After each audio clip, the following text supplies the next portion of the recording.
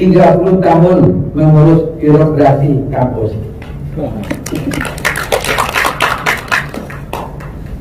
Ibu bapak sekalian, saya memang menghabiskan waktu saya di kampus ini lebih kurang 50 tahun.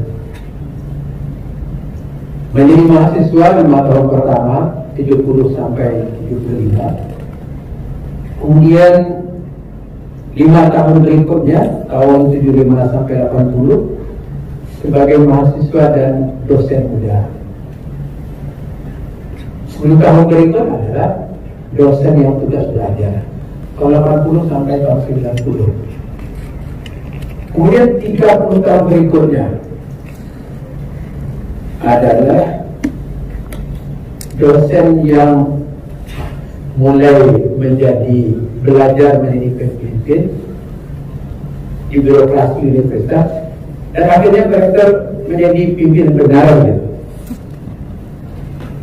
Saya tentu tidak akan menyampaikan keseluruhan periode 50 tahun itu, tapi jika saya secara ringkas menyampaikan 30 tahun di kampus mengurusi birokrasi. Dari pembicaraan dengan Pak Ketua Senat, katanya kalau ada pengalaman yang mungkin bisa menjadi contoh. Nah, sebab itu dalam menyampaikan pengalaman 30 tahun itu, paparannya itu didahului dengan semacam proposisi, tapi mungkin tidak pas juga, tapi semacam ide lah, dari fragmen yang saya sampaikan. Tapi saya mulai dengan itu.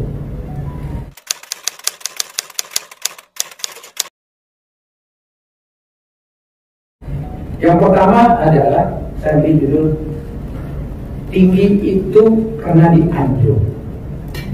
Sebetulnya kita ini seperti layang-layang. Kalau tidak ada orang yang menganjung, kita tidak akan bisa terbang. Semua kita saya pikir merasakan seperti itu. Jadi ibu dan bapak, tahun 90 saya tamat sekolah dokter, pulang ke kampus pada bulan Maret. Biasanya kalau kita dosen pulang pada pertengahan semester, tidak ada pekerjaan di kelas PBM yang kita lakukan, karena semua mata kuliah sudah terbagi habis. Di antara dosen-dosen yang tidak belajar, saya terpaksa menunggu itu.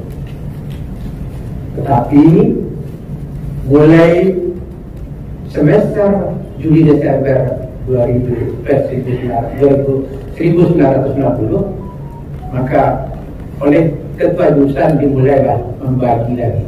Saya menganggap itulah salah satu tugas ketua jurusan, tugas pimpinan, menganjungkan lagi dosen-dosen yang berpulang. Kalau tidak itu dia tidak bisa terbang.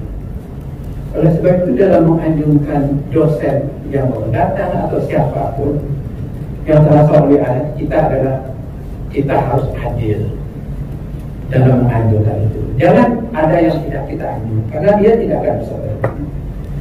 Jadi kelompok berikutnya adalah Buddha Bapak. Pada mulai itu, saya tadi berikan mata kuliah PBM. Tapi yang hebat lagi, pada semester itu diangkat sebagai koordinator mata kuliah PBM. Saya koordinator. Itu tahun 91.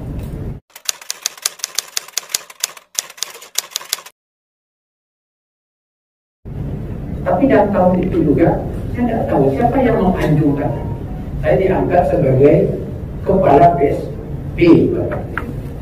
Maka mulailah dokter muda itu mengalami mengurus birokrasi pada unit terkecil, pusat sumber daya, pada tahun 91. Tetapi pada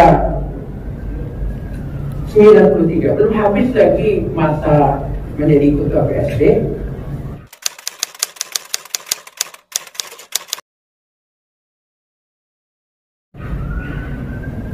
tahun 93 orang akan mau ganti dekan. Jadi benar Bapak, salah seorang dari senior FPIPS pada waktu dipanggilnya saya.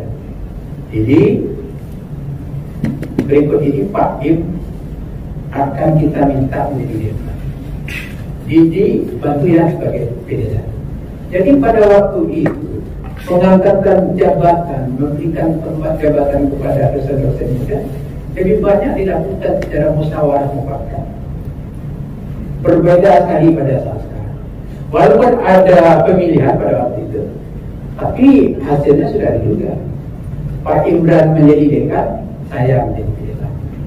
Tetapi sekali lagi itu saya mungkin bahwa kita itu memang tinggi, ada orang yang menganjurkan kita. Seperti yang lain.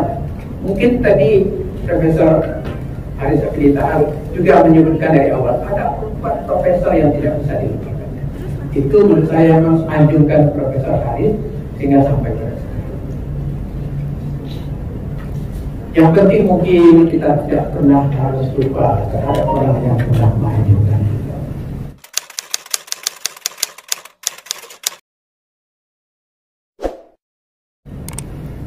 Berikutnya dari beberapa sekalian, belajar dari yang pandai.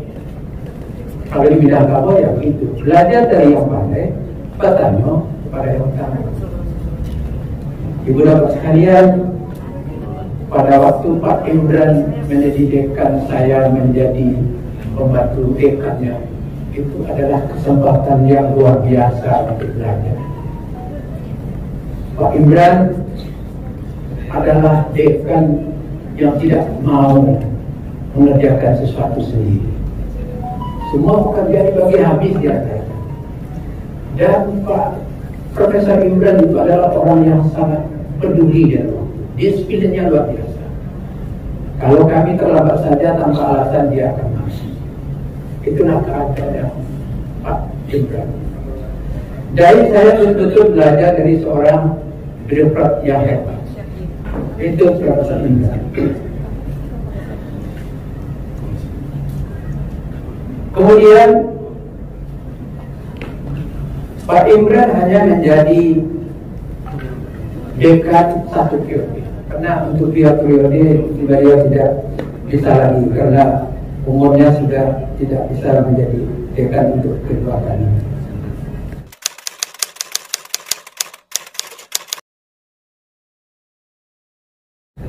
Sebelum dia habis waktunya, dikatakannya, jadi nanti yang akan melanjutkan pimpinan FPPS adalah Didi.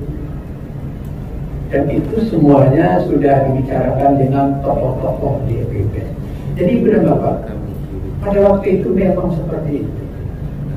Tidak perlu saya sebutkan namanya profesor yang menyampaikan pada saya untuk mendidik. Dia bukan dari ekonomi, tapi malah dari jurusan yang berkaitan FPIPS, ya.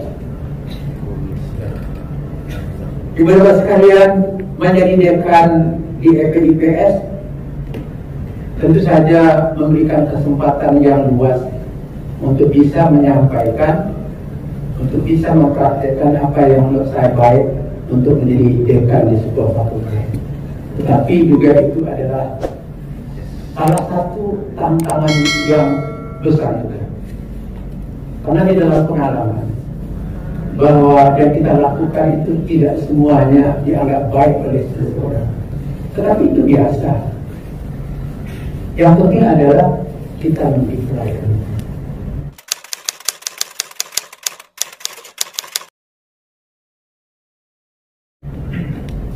Jadi beberapa sekalian, pada bahagian ketiga itu saya menyampaikan bahwa menjadi pemimpin itu memang tugas kita melayani, bukan dilayani. Dan itu menurut saya satu hal yang sangat prinsip yang saya lakukan pada saat menjadi dekan di Fakultas Pengetahuan Sosial pada waktu itu. Kadang-kadang pelayanan yang kita berikan itu baik, bagi orang lain itu tidak baik. Banyaknya pelayanan tidaklah menjadi ukuran tentang keberhasilan kita. Tapi yang penting adalah seberapa puas orang yang kita layani itu dengan yang kita berikan kepada mereka. Yang umum disampaikan pada kita itu bukan kekuatan, tapi adalah rasa ketidakpuasan. Dan yakinlah, dan saya yakin itu yang umum. Kalau yang puas biasanya diam-diam saja.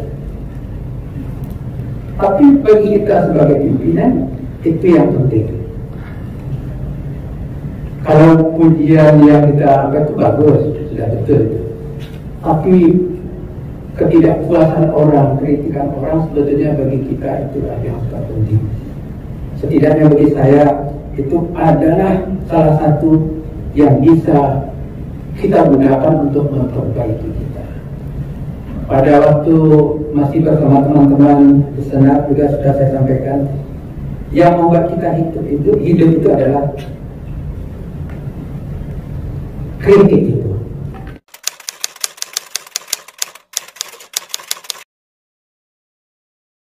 Jadi dalam bahasa Minangnya, puji membunuh, upek menghidupi. Jadi umpatan yang diberikan oleh yang kita layani, itulah yang membuat kita bisa hidup. Ibu Bapak sekalian, saya tanpa terasa 4 tahun menjadi dekan itu berakhir pada tahun 1997.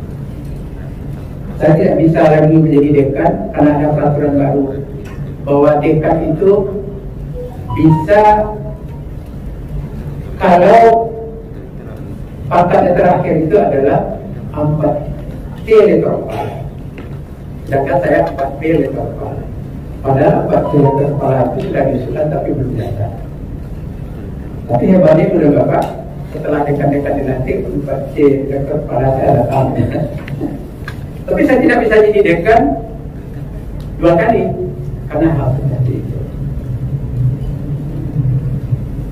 Lalu saya katakanlah kalau ada jeda waktu sekitar 2 atau 3 bulan. Pada tahun 2000 itu Profesor Hamka habis waktu itu karena dia sudah 2 kali itu. Lalu terpilihlah Profesor Amri itu sebagai pengganti beliau pada tahun itu.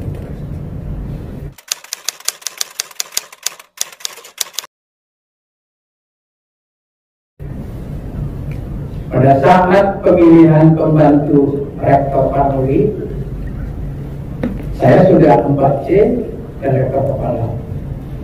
Lalu saya diikutkanlah menjadi calon pembantu rektor. Artinya terpilih pada tahun 2000. Jadi jedanya sedikit, tapi tahun 2000 saya menjadi pembantu rektor. Lalu Ibu dan Bapak, menjadi pembantu itu sebetulnya adalah kesempatan juga untuk belajar. Oke, Pak Muri, gaya kepemimpinan Pak Muri berbeda dengan gaya kepemimpinan Pak Imran Manan. Dari Pak Imran Manan dia tegas, malah pada satu kali ada sesuatu yang saya sampaikan mengatakan, Pak, ini tidak biasa nih Pak dilakukan. Apa dia bilang? Kalau sesuatu itu dilakukan seperti biasa-biasa saja, katanya Nanden itu bisa dijadikan. Ibu dan Bapak yang sekarang tidak tahu Nanden. Nanden itu adalah seorang pegawai IKIP pada waktu itu yang sangat rajin bekerja. Tapi bila sudah diperintah, dia duduk saja dengan manis, tidak ada perkataan. Dia Nanden itu. Jadi katanya kita itu harus berani melakukan sesuatu yang mungkin out of the box. Ya, out of the box itu menurut saya tidak bertentangan dengan peraturan, tapi secara kreatif, secara kritis bisa dilakukan. Mungkin seperti itu maksudnya. Dan itu saya pelajari juga dari Profesor Imran Manan. Nanti ada cerita lainnya yang berhubungan dengan setiap waktu. Profesor Muri kepemimpinannya luar biasa. Saya juga belajar banyak. Jadi tidak ada salahnya kita menjadi pembantu beliau. Pak Muri memperlakukan kami pada waktu itu, saya, Pak Zainil, lalu Pak Nizwandi, itu tidak seperti pembantu rektor. Kami dianggap sebagai teman satu tim. Dan saya mengerti, kami sebetulnya tidak ada seorang pun yang tahu bagaimana cara mengurus berita. Karena mengurus berita baru 1 tahun. Lahir oleh Pak Ansar tahun 1999, lalu berikutnya tahun 2000 Pak Muri yang mengurus berita.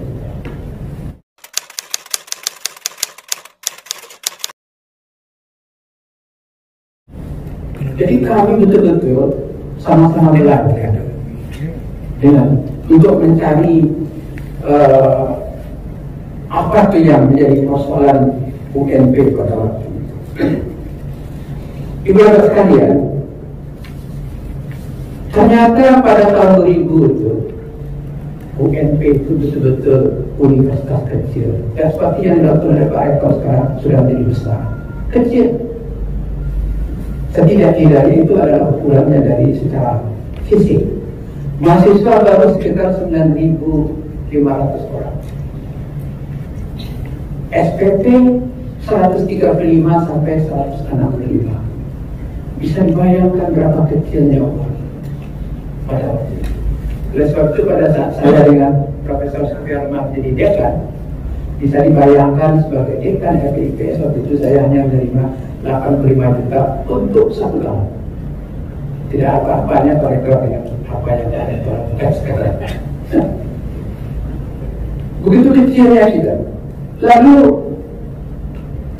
di samping itu pada akhir tahun 90-an itu, LPTK memang tidak begitu diminati oleh calon mahasiswa. Itu adalah minat masyarakat pada titik nadir pada waktu itu. LPTK menjadi pilihan ketiga katanya untuk oleh mahasiswa. Ya. Kemudian sistem administrasi betul-betul totally manual pada tahun itu. Bapak-bapak dan ibu sekalian masih ingat tuh kalau waktu pendaftaran itu dibuka loket-loket, maka sering pecah kaca. Gitu keadaannya. Jadi betul-betul kami betul-betul belajar juga untuk bagaimana membangun universitas yang baru umur 1 tahun itu untuk lebih baik.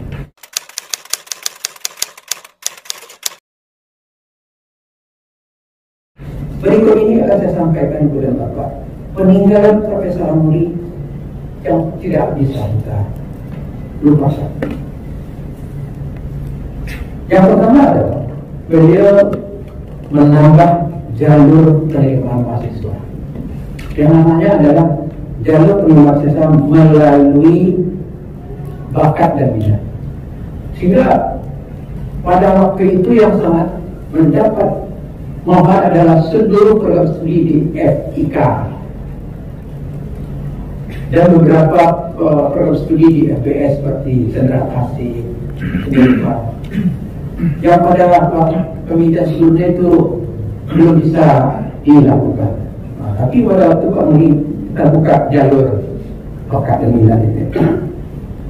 Kemudian membuka program studi dengan pendidikan di samping program pendidikannya, memperbaiki sistem pengelolaan keuangan yang pada waktu itu Ibu dan Bapak mungkin mendengar one door policy.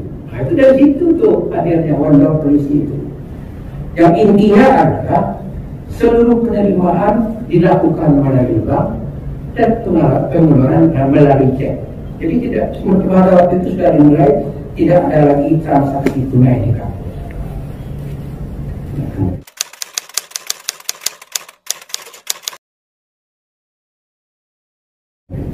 Ibu-ibu sekalian, judul kecil berikutnya adalah bersama bisa memindahkan gunung.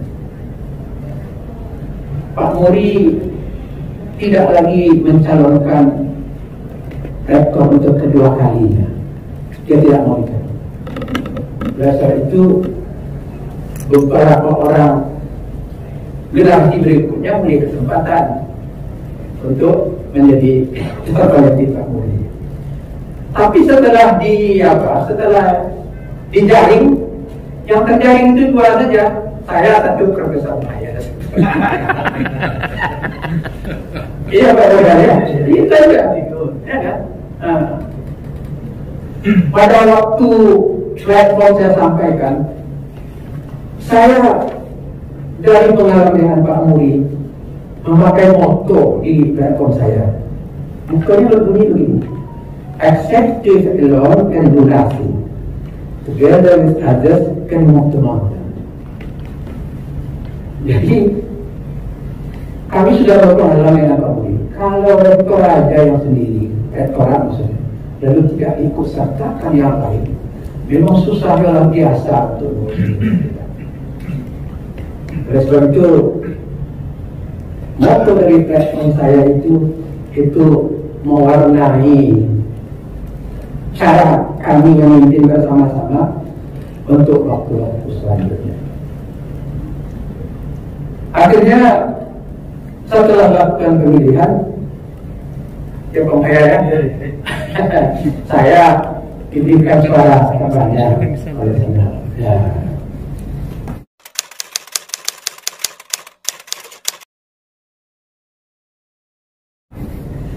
Lalu pada tanggal 5 Desember tahun 2003, saya resmi menjadi rektor UNP untuk pertama kali. Sampai pada pelantikan tidak ada apa-apanya. Kami gembira semua, karena semua yang katakanlah memberikan suara pada rektor terpilih atau yang memberikan suara pada Pak Muhayyad, semuanya gitu. Karena kita pergi ke Jakarta maka. Ya.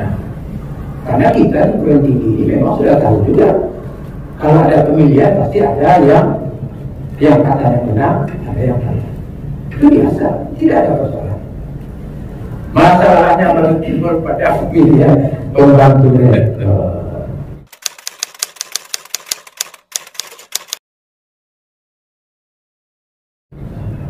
Untuk itu saya beri judul, dari buah simalakama pun kita bisa belajar.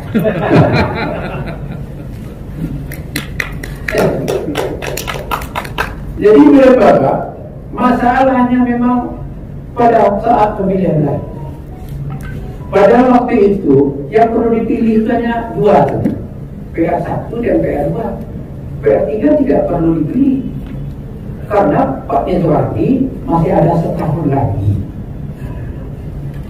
Tapi benar-benar saya yang pakai ini bukan untuk berdebat, tapi untuk memberikan pengalaman tadi kan. Supaya yang ini terulang.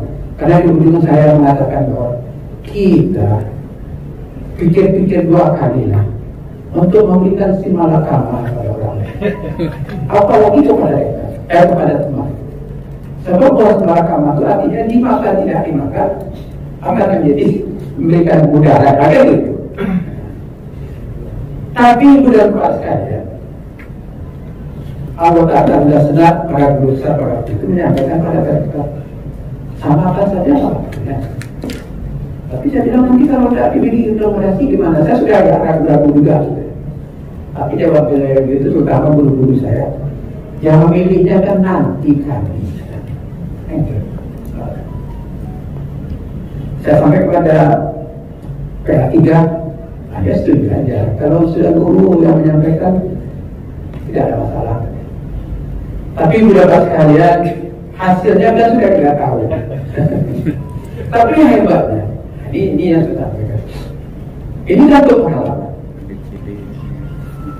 Pada saat akan menjadi pembantu rektor tadi itu, saya sebetulnya menunggu dari guru-guru saya anggota senat. Kalau ada semacam pertanyaan Pak Rektor atau Didi, ada enggak calon yang diinginkan? Karena itu biasa itu. Saya tahu lah waktu Pak Muri menjadi rektor, ditanyakan pada Amerika di Pak Ansari begitu. Tapi yang saya tunggu itu tidak pernah datang. Kalau tidak datang, saya yang apa? Menyampaikan, kan bisa ini cuma rektor Pak. Di samping Pak Mizwardi kan dia sudah pasti ada janji. Setidaknya pikiran kami itu janji. Tapi jangankan dikasih, ada satu pun dikasih. Dan ketiga-tiganya ada dikasih oleh guru saya.